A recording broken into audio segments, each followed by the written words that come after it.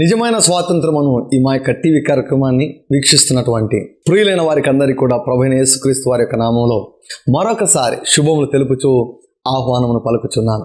దేవుని యొక్క వాక్యంలో స్వస్థపరిచే శక్తి ఉన్నది. దేవుని యొక్క వాక్యంలో ఒక వ్యక్తిని పాపము నుంచి, నరకము నుంచి, సాతాను నుంచి విడిపించే శక్తి ఉన్నది. దేవుని యొక్క వాక్యమునకు ఒక వ్యక్తిని ఐశ్వర్యవంతుడిగా చేయగలిగినటువంటి శక్తి కలిగి ఉన్నది. హల్లెలూయా. క్రీస్తునందు ప్రియులారా, దేవుని యొక్క చిత్తాన్ని మీకు తెలియజేస్తున్నాను. మనం ఆత్మీయంగా వర్ధిల్లాలి, మానసికంగా వర్ధిల్లాలి, దేహపరంగా మనం వర్ధిల్లాలి. యోహాన్ గారు రాస్తూ అని అన్నారు, ప్రియుడా, అన్నిటికంటే ముఖ్యముగా నీ ఆత్మ వర్ధిల్లుచున్న ప్రకారము నువ్వు అన్ని విషయంలో వర్ధిల్లుచు ఆరోగ్యంగా ఉండాలని నేను కోరుకుంటున్నాను అన్నాడు. పరిశుద్ధాత్ముడు వ్రాయించాడు. పరిశుద్ధాత్ముడు తన చిత్తాన్ని సంపూర్ణంగా వ్రాయించాడు. ఆరోగ్యపరంగా దేవుని యొక్క చిత్తం ఏమిటి అంటే, నీవు సంపూర్ణ ఆరోగ్యంతో ఉండడమే దేవుని యొక్క చిత్తము.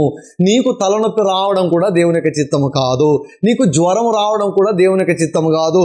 మలేరియా దేవుని యొక్క చిత్తం కాదు. టైఫాయిడ్ దేవుని యొక్క చిత్తం కాదు. డెంగీ జ్వరం దేవుని యొక్క చిత్తం కాదు. ఏ వైరల్ జబ్బు దేవుని యొక్క చిత్తము కాదు. మైగ్రేన్ దేవుని యొక్క చిత్తము కాదు. హై బీపీ దేవుని యొక్క చిత్తం కాదు. షుగర్ దేవుని యొక్క చిత్తం కాదు. గుండె జబ్బులు దేవుని యొక్క చిత్తం కాదు. థైరాయిడ్ దేవుని యొక్క చిత్తం కాదు. రక్తహీనత దేవుని యొక్క చిత్తం కాదు. రక్తస్రావం దేవుని యొక్క చిత్తం కాదు. గడ్డలు దేవుని యొక్క చిత్తం కాదు. క్యాన్సర్లు దేవుని యొక్క చిత్తం కాదు. హెచ్ఐవి దేవుని యొక్క చిత్తం కాదు. ప్రతి రోగము, ప్రతి జబ్బు ఏది కూడా దేవుని యొక్క చిత్తము కాదు. కాదు కాదు 1000 సార్లు కాదు, 1,00,000 సార్లు కాదు. ఇది దేవుని యొక్క ఆలోచన, దేవుని యొక్క ఉద్దేశం. వ్యాధులు అన్నటువంటివి శాపములు అని దేవుడు చెబుతున్నాడు. శాపముల క్రింద దేవుడు వ్యాధులను ఉంచాడు అని గడిచినటువంటి వారంలో మీకు తెలియజేశాను. మన దేవుడు స్వస్థపరిచే దేవుడు, రోగాలు ఇచ్చే దేవుడు కాదు. కొన్నిసార్లు ఏమవుతుంది, మనం కొని తెచ్చుకుంటాం అన్నమాట. దేవుడు కట్టినటువంటి కంచెను దాటి మనం వెళ్ళి మనం కొని తెచ్చుకుంటాం. దేవుడు మనకు స్వేచ్ఛను ఇచ్చాడండి. మనం కంచె దాటుతుంటే దేవుడు గట్టిగా బలవంతంగా ఆపడండి. దేవుడు స్వేచ్ఛనిచ్చాడు, నిర్ణయాలు తీసుకునే స్వేచ్ఛనిచ్చాడు. కంచె దాటి మనం రోగాల బారిన పడతాం.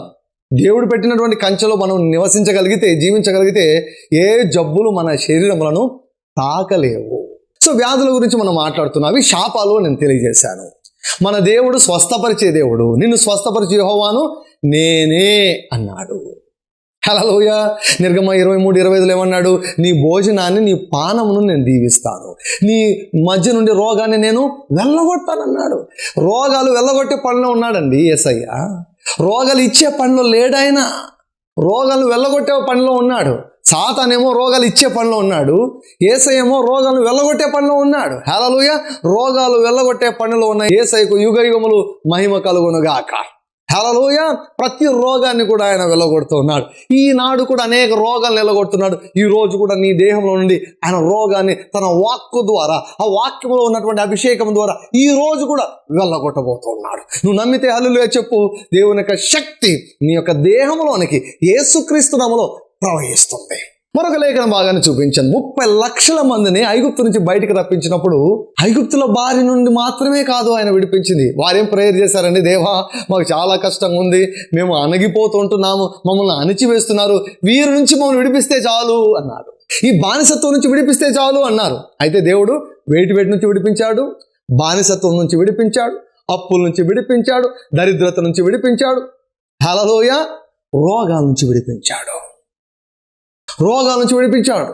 వారి గోత్రములలో నిస్సత్తువ చేత తొట్టిలు వాడు ఒక్కడైనను లేడు. ఆ మాట నన్ను పట్టుకుందండి. ఒక్కడైనా లేడు. ఈరోజు మన సాక్ష్యం ఏ రీతిగా ఉండాలి తెలుసా? మా యొక్క సంఘంలో నిస్సత్తువ చేత తొట్టిలు వారు ఒక్కరైనను లేరు. అటువంటి సాక్ష్యం మన సంఘాల్లో కలిగి ఉండాలి. నా కుటుంబంలో నిస్సత్తువ చేత తొట్టిలు వారు ఒక్కరైనా లేరు.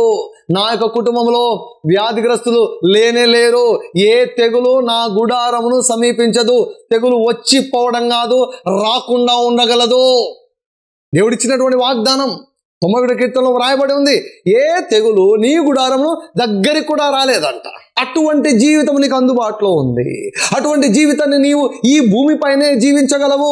పరలోకానికి వెళ్ళిన తర్వాత కాదు, భూమిపైననే పరలోకాన్ని నీవు అనుభవించగలవు. భూమిపైననే దైవికపరమైన ఆరోగ్యాన్ని నీవు అనుభవించగలవు. దైవికపరమైన స్వస్థత అన్నది ఒకటి ఉంది, దైవికపరమైన ఆరోగ్యం అన్నటువంటిది ఒకటి ఉంది. దైవికపరమైన స్వస్థత అంటే రోగాలు వచ్చి బాగా కావడం. దైవికపరమైన ఆరోగ్యం అంటే రోగాలే రాకుండా ఉండడము. రోగాలు నీ శరీరాన్ని తాకితే అవి చచ్చిపోతాయి కానీ నీవు చచ్చిపోవు. క్రిములు చచ్చిపోతాయి కానీ నీవు చనిపోవండి. అటువంటి జీవితాన్ని నీవు జీవించగలుగుటకు దేవుడు సకల సదుపాయాలు ఆయన కలుగజేశాడు. అందుకే వాక్యాన్ని వినండి, జాగ్రత్తగా వినండి, అన్డివైడెడ్ అటెన్షన్తో వినండి, ఏకాగ్రతతో వినండి. వింటే మీరు గ్రహిస్తారు, గ్రహిస్తే మీరు విడుదల పొందుకుంటారు, విడుదల పొందుకుంటే ఆరోగ్యాన్ని మీరు అనుభవిస్తారు. 30 లక్షల మంది ఇశ్రాయేలులను దేవుడు ఐగుప్తు నుంచి బయటికి రప్పించినప్పుడు ఒక్క జబ్బు కూడా వారికి లేదు. మరి వాట్ అబౌట్ దేర్ జర్నీ? వారి ప్రయాణంలో చూడండి, ద్వితీయోపదేశకాండము 8వ అధ్యాయము 3వ వచనం. ఆహారం వల్లనే గాక యెహోవా సెలవిచ్చిన ప్రతి మాట వలన నరులు బ్రతుకుదురని నీకు తెలియజేయుటకు ఆయన నిన్ను అణచి నీకు ఆకలి కలుగజేసి నీవే గాని నీ పితరులే గాని ఎన్నడెరుగని మన్నాతో నిన్ను పోషించెను. 4వ వచనం. ఈ 40 సంవత్సరములు నీవు వేసుకున్న బట్టలు పాతగిలలేదు, నీ కాలు వాయలేదు. నీ కాలు వాయలేదు. దేని గురించి మాట్లాడుతున్నాడు? ఆరోగ్యం గురించి మాట్లాడుతున్నాడు. బయటికి తెచ్చినప్పుడు అనారోగ్యం లేదు, హీల్ చేసి తీసుకుని వచ్చాడు, స్వస్థపరిచి తీసుకుని వచ్చాడు. ప్రయాణంలో కాలు కూడా వాయలేదంట. బట్టలు పాతగిలలేదు, కాలు కూడా వాయలేదు. చూసారా పిల్లరా? రోగం అన్నటువంటిది రాకుండా వారి యొక్క వైద్యుడిగా దేవుడు ఆయన పనిచేశాడు. హల్లెలూయా. నిన్ను స్వస్థపరిచే యెహోవాను నేనే అన్నాడు. నీకు రోగాలు ఇచ్చే యెహోవాను నేనే అనలేదు. రోగాలు ఇచ్చేదానికి దేవుడు అవసరం లేదండి. రోగాలు ఆటోమేటిక్గా వచ్చేస్తున్నాయి అందరికీ కూడా. ఇప్పుడు దేవుని యొక్క పని ఏమిటంటే రోగాలు వెళ్ళగొట్టే పని. హల్లెలూయా. సో కాబట్టి క్రీస్తునందు ప్రియులరా, ఆనాడు ఆ 40 సంవత్సరాలు కూడా కాలు కూడా వాయలేదట. అంటే అర్థం ఏమిటి? నీ కాలు వాయడం కూడా దేవునికి ఇష్టం లేదు. నీ కాలు వాయడం కూడా దేవునికి ఇష్టం లేదు. నీకు తలనొప్పి రావడం కూడా దేవునికి ఇష్టము లేదు. నీకు గొంతు నొప్పి రావడం కూడా దేవునికి ఇష్టము లేదు. నీకు జలుబు రావడం కూడా దేవునికి ఇష్టం లేదు. నీ కాలు వాయడం ఇష్టం లేదు దేవునికి. నీ యొక్క తల వాయడం ఇష్టం లేదు. తలనొప్పి నీకు రావడం ఇష్టం లేదు. అది దేవుని యొక్క చిత్తం కాదు. దేవుని యొక్క చిత్తమును గ్రహించు. ఫస్ట్ మొట్టమొదటిగా దేవుని యొక్క చిత్తం గురించి నీ యొక్క హృదయం స్థిరపడాలి. ఎప్పుడైతే స్థిరపడుతుందో అప్పుడు విశ్వాసం అన్నటువంటిది బలపడుతుంది. హల్లెలూయా. ఆ ప్రయాణంలో వీరి కాలు కూడా వాయలేదంట. అయితే కొంతమంది మాత్రం రోగాల బారిన పడ్డారు. ఆ లేఖన భాగాన్ని ఈరోజు మీకు చూపించి నేను కాస్త వివరించాలని నేను ఆశిస్తున్నాను. సంఖ్యాకాండము 21వ అధ్యాయము 4వ వచనం నుండి నేను చదివి వినిపిస్తాను. వారు ఏదోము దేశమును చుట్టిపోవాలని హోరు కొండ నుండి ఎర్ర సముద్రం మార్గముగా సాగినప్పుడు మార్గాయాసము చేత జనుల ప్రాణము సొమ్మసిల్లెను. కాగా ప్రజలు దేవునికిని మోషేకును విరోధముగా మాటలాడి, ఈ అరణ్యంలో చచ్చుటకు ఐగుప్తుల నుండి మీరు మమ్మల్ని ఎందుకు రప్పించితిరి? ఇక్కడ ఆహారం లేదు, నీళ్లు లేవు, చవిసారములు లేని ఈ అన్నము మాకు అసహ్యమైనదనిరి. అందుకు యెహోవా ప్రజలలోనికి తాపకరమైన సర్పములను అనుమతించెను, పంపెను. అవి ప్రజలను కరువగా ఇశ్రాయేలులలో అనేకులు చనిపోయిరి. కాబట్టి ప్రజలు మోషే యొద్దకు వచ్చి, మేము యెహోవాకును నీకును విరోధముగా మాటలాడి పాపము చేసితిమి. యెహోవా మా మధ్య నుండి ఈ సర్పములను తొలగించున్నట్లు ఆయనను వేడుకొనుమనిరి. మోషే ప్రజల కొరకు ప్రార్థన చేయగా, యెహోవా నీవు తాపకరమైన సర్పం వంటి ప్రతిమను చేయించి స్తంభం మీద పెట్టుము, అప్పుడు కరవబడిన ప్రతివాడును దానివైపు చూచి బ్రతుకునని మోషేకు సెలవిచ్చను. కాబట్టి మోషే ఇత్తడి సర్పం ఒకటి చేయించి స్తంభము మీద దానిని పెట్టెను. అప్పుడు సర్పపు కాటు తినిన ప్రతివాడు ఆ ఇత్తడి సర్పమును నిదానించి చూచినందున బ్రతికెను. ఇక్కడ ఒక అద్భుతమైనటువంటి భాగం ఉంది. దేవుని యొక్క చిత్తం మనకు మరింత స్పష్టంగా ఇక్కడ కనిపిస్తుంది. దేవుని యొక్క కనికరం, దేవుని యొక్క ప్రణాళిక, దేవుని యొక్క ఉద్దేశం చాలా స్పష్టంగా ఈ లేఖన భాగంలో మనకు కనిపిస్తుందండి. ఇశ్రాయేలులు వారి యొక్క ప్రయాణంలో ఏం చేశారంటే ఒకానొక టైంలో అలసిపోయారు. మార్గాయసం చేత వారు అలసిపోయినప్పుడు ఆహారము నీళ్లు దొరకలేదన్నమాట. ఆహారం నీళ్లు దొరకనప్పుడు వారు ఏం చేశారో తెలుసా? దేవునికి విరోధంగా, మోషేకు విరోధంగా వారు సనిగారు. క్రీస్తునందు ప్రియులారా, ఒక అవసరత వచ్చినప్పుడు ఆ అవసరత నిన్ను సనిగేటట్లు చేయకూడదు. ఆ అవసరత అద్భుతాన్ని అనుభవించేదానికి ఒక అద్భుతమైన అవకాశం అని గుర్తుపెట్టుకోవాలి. మీ మనసు రూపాంతరం చెందాలి. లోకస్తులు ఆలోచించినట్లు నువ్వు ఆలోచించవద్దు. దేవుడు తెలియనటువంటి వారు ఆలోచించినట్లు నువ్వు ఆలోచించకూడదు. దేవుడు తెలియనటువంటి వారు వాగ్దానాల గురించి అవగాహన లేనటువంటి వారు సనుగుతారు, గొనుగుతారు. అయితే మనం ఆ రీతిగా చేయకూడదు. ఆనాడు ఇశ్రాయేలు ఏం చేశారు? దేవుని మీద సనిగారంట, మోషే పైన సనిగారంట. ఏం మాట్లాడుతున్నారు వాళ్ళు? చచ్చిపోయేదానికి మేము వచ్చాం, చచ్చిపోయేదానికి దేవుడు మమ్మల్ని తీసుకొని వచ్చాడు. ప్రియులారా, మాటలు చాలా జాగ్రత్త. నీ నోటి మాటలు చాలా జాగ్రత్త. మనం ఏ ప్రపంచంలో జీవిస్తున్నామో తెలుసా? నోటి మాటల చేత సృష్టించబడిన ప్రపంచంలో జీవిస్తున్నాం. ఏ ప్రపంచంలో మనం జీవిస్తున్నాం తెలుసా? నోటి మాటల చేత నిర్వహించబడినటువంటి ప్రపంచంలో మనం జీవిస్తున్నాం. దేవుడు ప్రతి దాన్ని కూడా మాట్లాడి సృష్టించాడు.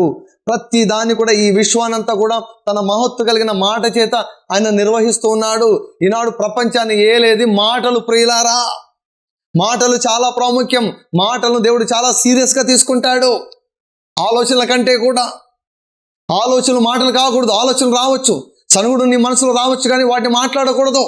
ఎప్పుడైతే మాట్లాడతావో అప్పుడు నువ్వు నేరస్తుడు అవుతావు.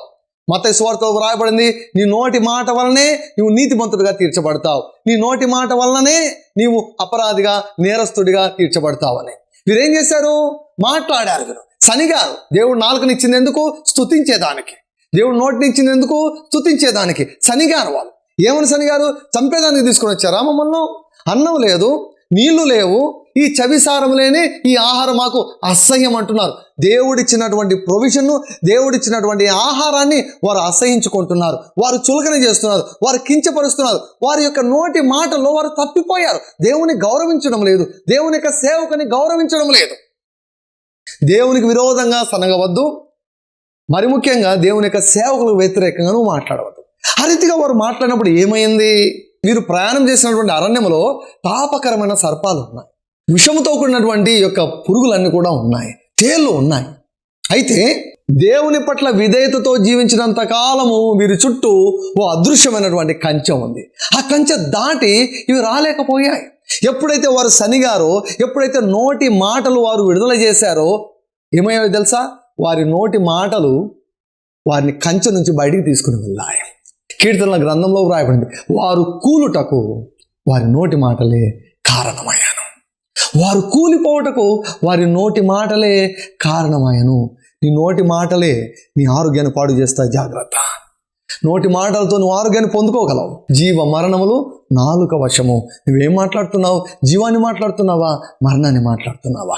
ఆరోగ్యాన్ని మాట్లాడుతున్నావా? రోగాలను మాట్లాడుతున్నావా? సో పాములు వచ్చి కరవడం వల్ల ఏం జరిగింది? అనేకులు చచ్చిపోయారండి. అది దేవుని యొక్క చిత్తమా? దేవుని యొక్క చిత్తం ఏమిటి? పాలు తేనెలు ప్రవహించు మంచి దేశంలో వీరిని ప్రవేశపెట్టాలని దేవుని యొక్క చిత్తం. మధ్యలో చనిపోయారు. ఎందుకు? నోటి మాటలతో తప్పిపోవడం వల్ల, ఇష్టానుసారం మాట్లాడడం వల్ల, కంట్రోల్ లేకుండా మాట్లాడడం వల్ల, అదుపు అడ్డు లేకుండా మాట్లాడడం వల్ల. నేను అంటాను ఇప్పుడు కూడా, వారి మాటలే పాములై వారిని కరిచాయి. అనేకులు చనిపోయారు. ఇక మొదలైందనమాట. క్యాంపులోకి వచ్చేసే పాములు వరుస పెట్టి కాటు వేస్తున్నాయి, చచ్చిపోతున్నారు. అనేకులను కాటేస్తూనే చచ్చిపోతున్నారు అనమాట. ఆ టైంలో పరిగెత్తుకొని వచ్చారు. కనీసం వారి తప్పును అప్పుడైనా వారు గుర్తించారు. ఈనాడు చాలామంది రోగాల బారిన పడినా కూడా తప్పులు ఇంకా గుర్తించకుండా అదే పొరపాటు చేసుకుంటూ ఇంకా తమ ఆరోగ్యాలను నాశనం చేసుకుంటూ ఉన్నారు. జ్ఞానం లేకే నా జనులు నాశనం అయిపోతున్నారని దేవుడు అంటున్నాడు. సో కాబట్టి ఇక్కడ వీరు ఏం చేశారంటే వచ్చి ఏమన్నారు?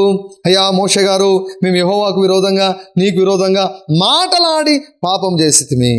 యెహోవా మా మధ్య నుండి సర్పం తొలగించినట్లు ఆయన నువ్వు దయచేసి నువ్వు ప్రార్థన చేయ మోషే గారు, పాస్టర్ గారు దయచేసి ప్రార్థన చేయండి అని అడిగారు. మోషే ప్రార్థన చేసినప్పుడు దేవుడు మోషేకు ఓ సూచన ఇచ్చాడు, ఓ మార్గాన్ని ఇచ్చాడు. సో పామును పోలినటువంటి ఒక ప్రతిమను, ఇత్తడి సర్పాన్ని చేయమన్నాడు. ఎవరెవరు సర్పపు కాటు తిన్నారో, ఎవరెవరిని సర్పం గరిచిందో, ఎవరెవరు బాగా కావాలని కోరుకుంటున్నారో వారు దాని వైపు చూచి బ్రతుకుతారు అన్నాడు అనమాట. దాని వైపు నిదానించి చూడమన్నాడు. చూడండి, ఆ వాక్యం చదువుతాను చూడండి. మోషే ప్రజల కొరకు ప్రార్థన చేయగా, యెహోవా నీవు తాపకరమైన సర్పం వంటి ప్రతిమను చేయించి స్తంభం మీద పెట్టుము. అప్పుడు కరవబడిన ప్రతి వాడు, మీరు నిర్ణయం చేసుకోండి, ప్రతి వాడు. ద్వితీయోపదేశకాండం 28వ అధ్యాయం చదివాను. ప్రతి రోగము, ప్రతి తెగులు శాపం. ఇక్కడ ప్రతివాడు అంటే రోగం వచ్చిన ప్రతివాడు, చనిపోబోయే ప్రతివాడు, సర్పపు కాటు తిన్న ప్రతివాడు, విషము కలిగి ఉన్నటువంటి ప్రతివాడు. షుగర్ విషం కదండి, ఇప్పుడు షుగర్ విషం అనమాట. ఇప్పుడు వైట్ పాయిజన్ అంటారు. అందుకే ఇప్పుడు అంతా షుగర్ను రీప్లేస్ చేస్తున్నారు, హనీతోనూ వేరే వాటితోనూ రీప్లేస్ చేస్తున్నారు. వైట్ పాయిజన్ అంటారు. విషం ఉంది వారి యొక్క శరీరంలో, చనిపోబోతున్నారు అనమాట. మోషే దగ్గరికి వెళ్ళినప్పుడు ఆయన కనికరం కలిగినటువంటి దేవుడు పంపలేదండి. దేవుడు అనుమతి ఇవ్వవలసి వచ్చిందనమాట. పోయి చంపుకోండి అని పాములను పంపలేదండి. దేవుడు చంపడం. వారు కంచె దాటి వెళ్ళిపోయారు. కంచె దాటి వారిని సర్పం గరుస్తుందని ప్రసంగి గ్రంథంలో వ్రాయబడింది. సో అదే నెరవేరింది ఇక్కడ. వారు పశ్చాత్తాపడినప్పుడు దేవుడు వారికి మార్గాన్ని చూపించాడు. ప్రతివాడు ఈనాడు ఒకవేళ నా మాటలు వింటున్నటువంటి ప్రతి వ్యాధిగ్రస్తుడు, ప్రతి జబ్బు కలిగినటువంటి వ్యక్తి, హల్లెలూయా, ప్రతివాడు దాని వైపు చూచి బ్రతుకుడని మోషేకు సెలవిచ్చెను. కాబట్టి మోషే ఇత్తడి సర్పం ఒకటి చేయించి స్తంభం మీద దాన్ని పెట్టెను. అప్పుడు సర్పపు కాటు తినిన ప్రతివాడు ఆ ఇత్తడి సర్పమును నిదానించి చూచినందున బ్రతికేను. హల్లెలూయా. పాము కాటు తిన్నారు కానీ చావలేదు. పాము కాటు తిన్నా కూడా దేవుడు చెప్పిన మాటను నమ్మారు. ఆ మాట ప్రకారం వారు చేశారు. నిదానించి ఆ ప్రతిమను చూచినప్పుడు వారు చావలేదు కానీ వారు బ్రతికారు. ఎంతమంది చూశారో అంతమంది బ్రతికారు. అంటే వారి విషయంలో దేవుని యొక్క చిత్తం ఏమిటి? వాళ్ళు రోగాల బారిన పడ్డాలన్నది దేవుని యొక్క చిత్తమా? ఒకవేళ వారు పొరపాటు చేశారు, అందుకు పాము గరిచింది, పాము గరిచినప్పుడు మీరు రోగాలతోనే ఉండండి, మీరు నేర్చుకోనండి అన్నాడు దేవుడు? లేదండి. వారు పశ్చాత్తాపడినప్పుడు, దేవుని వైపు చూసినప్పుడు దేవుడు ఏం చేశాడు? ఒక మార్గాన్ని తెరిచాడు. సాధారణంగా ఒకవేళ వ్యాధుల చేత మీరు బాధపడుతూ వేదన పడుతూ ఉంటే ఈ మాటను దయచేసి జ్ఞాపకం చేసుకోనండి. సాధారణంగా మనుషులకు కలుగు శోధన తప్ప మీకు ఏది సంభవించలేదు. ఆయనను దేవుడు నమ్మదగిన వాడు. శోధనతో కూడా ఆ రోగంతో కూడా తప్పించుకున్న మార్గమును ఆయన కలుగజేస్తాడు. చాలా మంది ఓడ్చుకోవడంలో ఎక్స్పర్ట్స్ అనమాట. ఓడ్చుకోవడం కాదండి మనకు కావాల్సింది, మనం గెలవడం కావాలి. నేను ఎప్పుడు కూడా గెలవడం గురించి చెప్తాను. నేను ఓడ్చుకోవడం తట్టుకోవడం గురించి నేను చెప్పను. హల్లెలూయా. ఓడ్చుకోవాలి. ఎంతవరకు ఓడ్చుకోవాలి? గెలిచేంత వరకు ఓడ్చుకోవాలి. గెలుపు అన్నది మనసులో లేకుండా చచ్చిపోయేంత వరకు దాన్ని ఓడ్చుకుంటూ ఉంటారు. అది చాలా తప్పు. చచ్చిపోయేంత వరకు నువ్వు రోగాన్ని ఓడ్చుకోవాలనేది దేవుని యొక్క చిత్తము కాదు. అందుకే రోమా 12:12 ఏమని వ్రాయబడింది? మీరు నిరీక్షణ గలవారై ఆనందించుచు శ్రమయందు ఓర్పు కలిగి ప్రార్థన పట్టుదల కలిగి ఉండండి. మీరు శ్రమయందు ఓర్పు కలిగి ఉండడం అని ఒక్క మాట ఉంటే సరిపోయింది కదా. అలా లేదండి. నిరీక్షణ ఆనందించుతూ, ఏం నిరీక్షణ? నేను బాగవుతాను. 12 సంవత్సరాల నుంచి రక్తస్రావ రోగం చేత బాధపడుతున్నటువంటి స్త్రీ పలికిన మాట ఏమిటంటే, నేను బాగవుతాను, నేను బాగవుతాను, నేను బాగవుతాను, నేను బాగవుతాను, నేను బాగవుతాను. అది నిరీక్షణ అండి. విశ్వాసంతో నిరీక్షణను మాట్లాడుతుందా? నీవు కూడా ఆ రీతిగా నువ్వు మాట్లాడు. నిరీక్షణ గలవారై ఆనందించుతూ శ్రమయందు ఓర్పు కలిగి, అంటే ఆ కార్యం జరిగేంత వరకు, దేవుడు జయాన్ని ఇచ్చేంత వరకు, దేవుడు నీకు ఆరోగ్యాన్ని ఇచ్చేంత వరకు నువ్వు ఓర్పు కలిగి ఉండాలి. అంతవరకే నీకు ఓర్పు అవసరము. జయం వచ్చిన తర్వాత, ఆరోగ్యం వచ్చిన తర్వాత నీకు ఓర్పు ఎందుకు? కొంతమంది కాదండి, చాలా మంది జీవితకాలం అంతా ఓడ్చుకుంటుంటారు. చాలా బోధలు కూడా నువ్వు ఓడ్చుకోవాలి అంటుంటారు. నువ్వు భరించాలి అంటుంటారు. కాదండి. వారు దేవుని వైపు చూసినప్పుడు, దేవుడు చెప్పిన ప్రకారం వారు జీవించినప్పుడు దేవుడు ఏం చేశాడు తెలుసా? ప్రతి వారిని బాగు చేశాడు. ఎవరిని వదిలిపెట్టలేదు. ప్రతి ఒక్కరిని బాగు చేశాడు. తప్పు చేసిన వాడిని బాగు చేశాడండి. పాపం చేసిన వాడిని బాగు చేశాడు. విరోధంగా మాట్లాడిన వాడిని బాగు చేసేసాడు దేవుడు. బాగు చేసే పనిలో ఉన్నాడు దేవుడు. ఆరోగ్యాన్ని దొంగిలించే పనిలో లేడు దేవుడు. శరీరాన్ని పాడు చేసే పనిలో దేవుడు లేడు. ఆరోగ్యాన్ని ఇచ్చే పనిలో దేవుడు ఉన్నాడు. ప్రతివాడు ఈరోజు కూడా ప్రతివారు ఆ ఇత్తడి సర్పం దేనికి సూచన అండి? యేసయ్య అంటాడు, మోషే అరణ్యంలో ఇత్తడి సర్పాన్ని ఏ రీతిగా ఎత్తాడో అదే రీతిగా మనుష్య కుమారుడు ఎత్తబడతాడు. ఈనాడు నీవు నిదానించి యేసుక్రీస్తు ప్రభు గాయాలను చూడడం నువ్వు నేర్చుకుంటే నువ్వు సంపూర్ణంగా స్వస్థపరచబడతావు. దేవుని యొక్క వాక్యంలో ఆయన గాయముల గురించి వ్రాయినటువంటి మాటను నీవు నిదానించి నీ కళ్ళ ముందు నువ్వు ఉంచుకొనగలిగితే, నీ యొక్క హృదయంలో ఉంచుకొనగలిగితే, ఆ యొక్క మాటను మాట్లాడగలిగితే, ఆ మాట పైన విశ్వాసాన్ని పెంచుకోగలిగితే, ఆయన పొందిన గాయముల ద్వారా నేను స్వస్థత పొంది తిని అన్న మాట నువ్వు నమ్మగలిగితే, నీ రోగం ఎటువంటిదైనా కూడా ఆ రోగాన్ని బాగు చేసే శక్తి ఆ వాక్యంలో ఉన్న అభిషేకానికి ఉంది. ప్రతి వాడు బాగయ్యాడు. ప్రతి వారిలో ఏంటండి దేవుని యొక్క చిత్తం? ప్రతి వాడు కూడా ఆరోగ్యాన్ని అనుభవించారు. ప్రతి వారు కూడా బ్రతికారు. మరొక లేఖన భాగాన్ని చూపించి నేను ముగిస్తాను. 103వ కీర్తన 1-2 వచనాలు. నా ప్రాణమా యెహోవాను సన్నుతించుము, నా అంతరంగమునున్న సమస్తమా ఆయన పరిశుద్ధ నామమును సన్నుతించుము. నా ప్రాణమా యెహోవాను సన్నుతించుము, ఆయన చేసిన ఉపకారములలో దేనిని మరువకము. యెహోవా అందరికీ ఉపకారే. ఆయన మేలు చేసే దేవుడు. కీర్తనకారుడు ఏమని రాస్తున్నారండి? సన్నుతిస్తున్నాడు, స్తుతిస్తున్నాడు, కొనియాడుతున్నాడు. ఈ వాక్యం కంఠస్థం రాని క్రైస్తవులు దాదాపుగా ఉండరని నేను అనుకుంటున్నాను. చాలా మందికి ఈ వాక్యం కంఠస్థం వచ్చు, కానీ ఇందులో ఒక ప్రాముఖ్యమైనటువంటి సత్యం ఉంది. ఉపకారం అంటున్నాడు. ఏమిటి ఉపకారాలు? ఈ యొక్క కీర్తన అంతట్లో కూడా అనేక ఉపకారాలు ఉన్నాయి. ప్రారంభంలో వ్రాయబడిన ఉపకారాలు ఏమిటో తెలుసా? మొదటిది చూడండి, ఆయన నీ దోషమును అన్నిటినీ క్షమించు. ఆయన నీ దోషములు అన్నిటినీ క్షమించువాడు. దేవుడు కొన్ని పాపాలు క్షమించి కొన్ని వదిలేసే దేవుడు కాదండి, అన్నిటినీ క్షమిస్తాడు. హల్లెలూయా. నీ దోషం ఎటువంటిదైనా, ఎంత భయంకరమైన దోషమైనా, ఎంత భయంకరమైన పాపమైనా కూడా ఆ పాపాన్ని ఆయన క్షమిస్తాడు. నీ దోషములు అన్నిటిని కూడా క్షమిస్తాడు. దావీదు అటువంటి క్షమాపణను అనుభవించాడు. ఆయన వాక్యంలో వ్రాయబడింది ఏమిటో తెలుసా? ఆయన బహుగా క్షమిస్తాడంట. ఆయన తట్టు తిరిగిన ఎడల ఆయన బహుగా క్షమిస్తాడంట. ఆయన క్షమించుటకు సిద్ధ మనస్సు కలిగినటువంటి వాడంట. హల్లెలూయా. నీ దోషములన్నీ ఆయన క్షమించువాడు. రెండవ భాగము, నీ సంకటములన్నిటినీ కుదుర్చువాడు. సంకటములు అంటే సమస్యలు అని మనం అనుకుంటాం. యాక్చువల్గా ఇది ఏ రీతిగా తర్జుమా చేయబడి ఉండాలంటే, నీ సంకటములన్నిటినీ కాదు, నీ రోగములన్నిటినీ. He healeth all of thy diseases అని ఇంగ్లీష్లో ఉంటుంది. కొంతమంది శరీరములు కుళ్ళిపోయి ఉంటాయండి, అన్ని రకాల జబ్బులు ఉంటాయి. దేవుడి కనికరం చేత కదిలించబడుతూ దేవుడు మాట్లాడుతున్నాడు. నీ వ్యాధులన్నిటినీ బాగు చేస్తానని దేవుడు తెలియజేస్తున్నాడు. ఆయన ఉపకారం చేయాలని నీకు ఇష్టపడుతున్నాడు. మొట్టమొదటిగా దేవుని యొక్క వాక్యాన్ని వినడం నువ్వు అలవాటు చేసుకో. దేవుని యొక్క వాక్యాన్ని వింటే నువ్వు సత్యాన్ని గ్రహిస్తావు. ఆ సత్యము నేను స్వతంత్రంగా చేస్తుంది. నీ రోగాలన్నిటిని కూడా ఆయన బాగు చేశాడు. దేవుడు ఒక్క జబ్బును కూడా ఆయన వదిలిపెట్టాడు. ప్రతి రోగాన్ని ఆయన బాగు చేస్తాడు. సంఖ్యాకాండంలో మనం చూసాం, ప్రతి వాణిని ఆయన బాగు చేశాడు. కీర్తన 103లో చూసాం, ప్రతి ఒక్క రోగాన్ని ఆయన బాగు చేశాడు. నేను ఎప్పుడు చెప్తుంటాను, అందరినీ బాగు చేయాలని కోరుకుంటున్నాడు. అన్నిటినీ బాగు చేయాలని కోరుకుంటున్నాడు. ఆయన పాత నిబంధనలో కూడా తన ప్రజలను బాగు చేసేదానికి ఆయన వాడుకున్న సాధనం ఏమిటో తెలుసా? 107వ కీర్తన 20వ వచనం, ఆయన తన వాక్కును పంపి వారిని బాగు చేసెను, ఆయన వారు పడిన గుంటలలో నుండి వారిని విడిపించను. తన వాక్కును పంపి వారిని స్వస్థపరిచాడంట. వారు పడిన గుంటలో నుండి వారిని విడిపించను. రోగమును దేవుడు దేనితో పోలుస్తున్నాడండి? గుంటతో దేవుడు పోలుస్తున్నాడు. అర్థమవుతుందా ప్రియులారా? నువ్వు రోగాల బారిన పడ్డావంటే నువ్వు గుంటలో ఉన్నావు, గోతిలో ఉన్నావని దేవుడు చూస్తున్నాడు. ఆ గోతి నుంచి నిన్ను విడిపించాలని దేవుడు కోరుకుంటున్నాడు. ఎలా విడిపించాడంట? వారిని తన వాక్కును పంపి వారిని బాగు చేశాను. ఆయన వారిని బాగు చేసాను. స్వస్థత వాగ్దానాలు దేవుని యొక్క వాక్యంలో ఉన్నాయండి. ఎందుకొరకో తెలుసా? నీ రోగాలు బాగు చేసే దాని కొరకు. పాపాన్ని దేవుడు ఎలా చూస్తున్నాడో రోగాన్ని కూడా అలాగే చూస్తున్నాడు. దయ్యాన్ని దేవుడు ఎలా చూస్తున్నాడో రోగాన్ని దేవుడు అలా చూస్తున్నాడు. పాపాన్ని ఏ రీతిగా ద్వేషిస్తున్నాడో రోగాన్ని అదే రీతిగా ద్వేషిస్తున్నాడు. దయ్యాన్ని ఏ రీతిగా ద్వేషిస్తున్నాడో నీ జబ్బులను కూడా అదే రీతిగా ద్వేషిస్తున్నాడు. God hates your diseases, God hates your sicknesses. నీవు సంపూర్ణ స్వస్థతను, పూర్ణ ఆరోగ్యాన్ని పొందుకోవాలని దేవుడు కోరుకుంటున్నాడు. నన్ను చూస్తున్నటువంటి వారు, నా మాటలు వింటున్నటువంటి వారు, మీలో ప్రతి ఒక్కరు కూడా స్వస్థపరచబడాలని దేవుడు కోరుకుంటున్నాడు. మీలో ప్రతి ఒక్కరు కూడా ప్రతి రోగం నుంచి మీరు స్వస్థత పొందుకోవాలని యేసుక్రీస్తు ప్రభు కోరుకుంటున్నాడు. ఇది దేవుని యొక్క సంకల్పం అండి, ఇది దేవుని యొక్క చిత్తం అండి.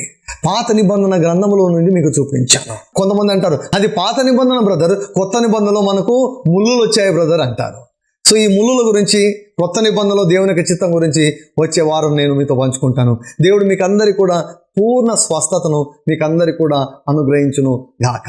దేవుడు మీలో ప్రతి వారిని బాగు చేసి, ప్రతి వారిలో ఉన్నటువంటి ప్రతి జబ్బును ఆయన తన గాయముల ద్వారా నయము చేయును గాక. హల్లెలూయా. యేసుక్రీస్తు గాయములకే అత్యధికమైన మహిమ కలుగును గాక. ఆమేన్. అభిషేకించబడినటువంటి దేవుని యొక్క వాక్యాన్ని మీరు విని మీరు దీవించబడ్డారని నేను నమ్ముచు దేవుని యొక్క నామమును నేను మహిమపరుస్తున్నాను.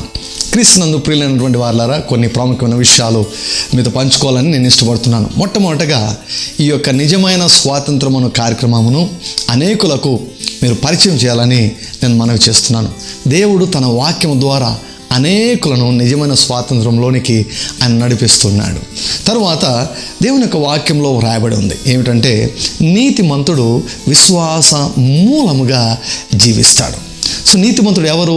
యేసు ప్రభు యొక్క రక్తము చేత కడుగబడినటువంటి వాడు. యేసు ప్రభు రక్తము చేత కొనబడినటువంటి వ్యక్తి.